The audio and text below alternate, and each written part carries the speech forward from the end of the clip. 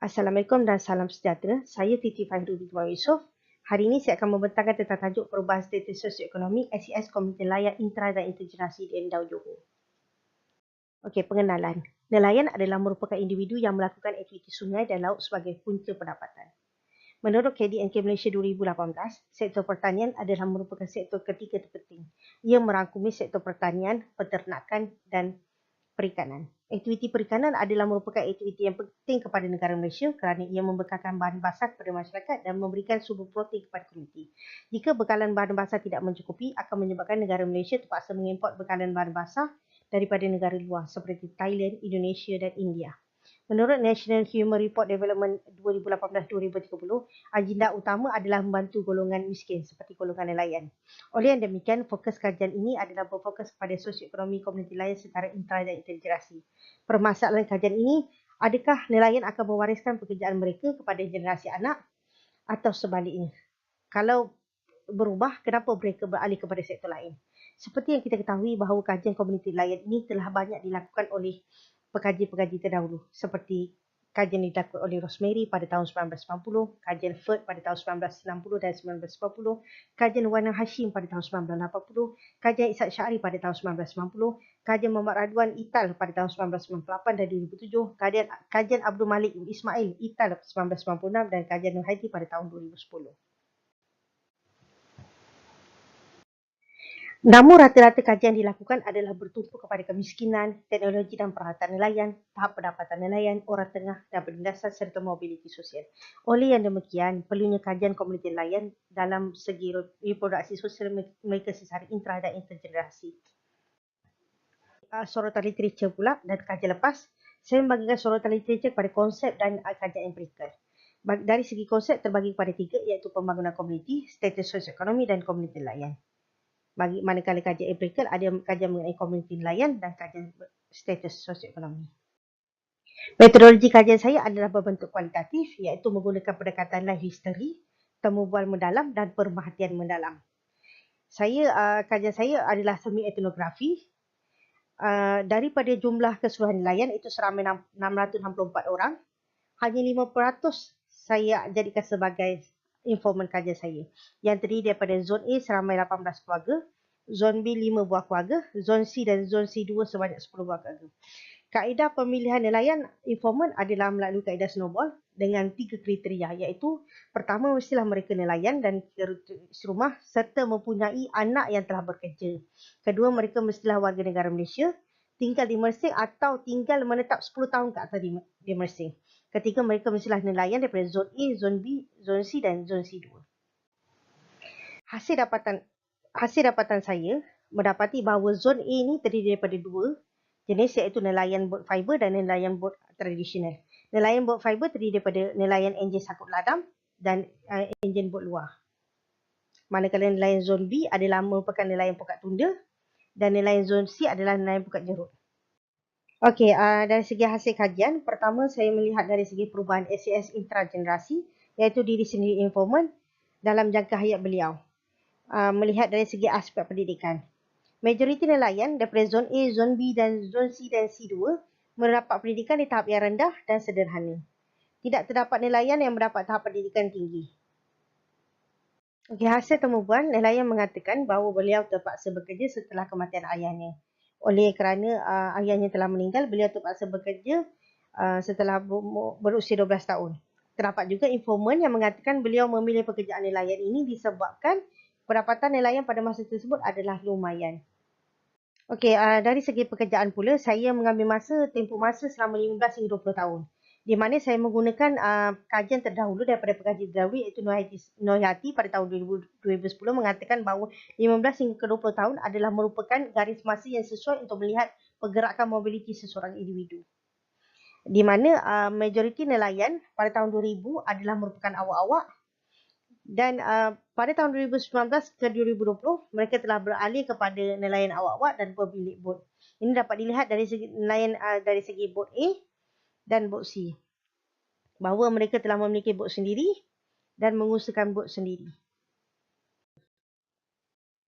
Okey, dari segi pendapatan dapat dilihat bahawa majoriti dahulunya pada tahun 2000 mereka mempunyai pendapatan pada tahap yang rendah. bagi nelayan boat A dan nelayan boat B. Manakala nelayan bagi boat C dan C2, rata-ratanya pada tahun 2000 memiliki pendapatan pada tahap sederhana.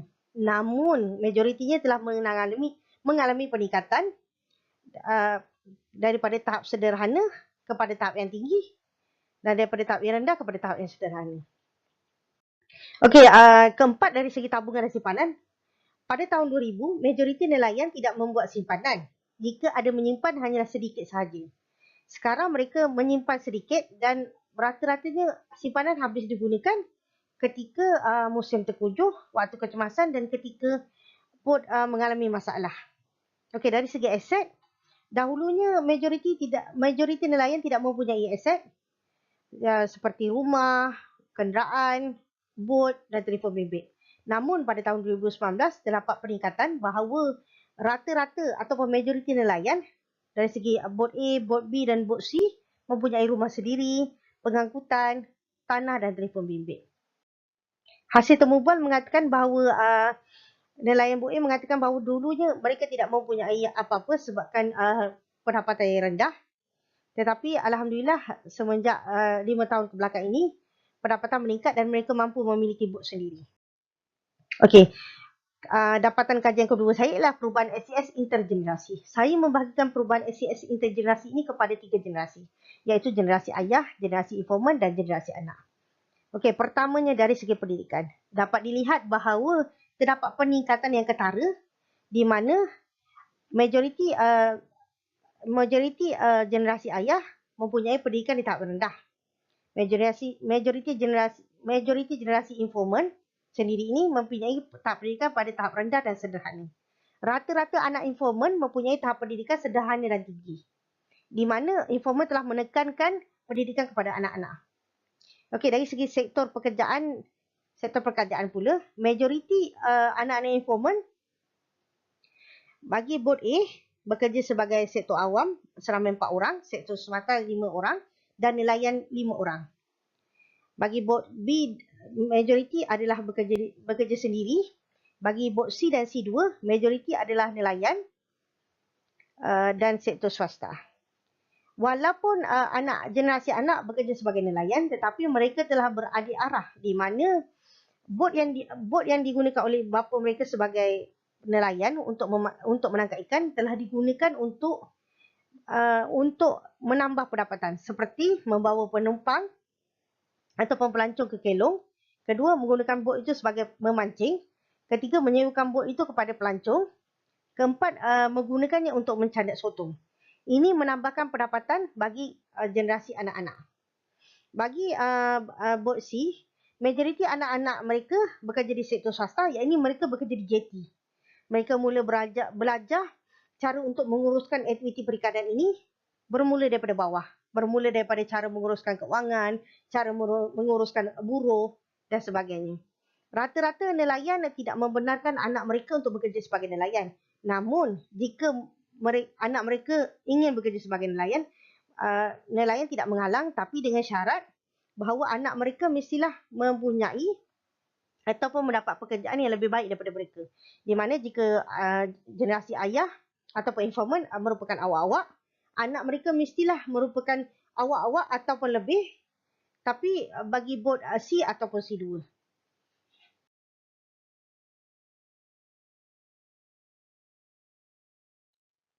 Dari segi pendapatan pula, dapat dilihat bahawa zon A, generasi ayah mempunyai tahap pendapatan di tahap yang rendah.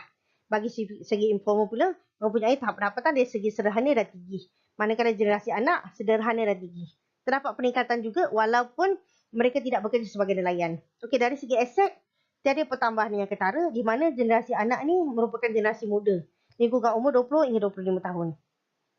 Mereka hanya memiliki telefon bimbit dan kenderaan untuk digunakan ketika bekerja.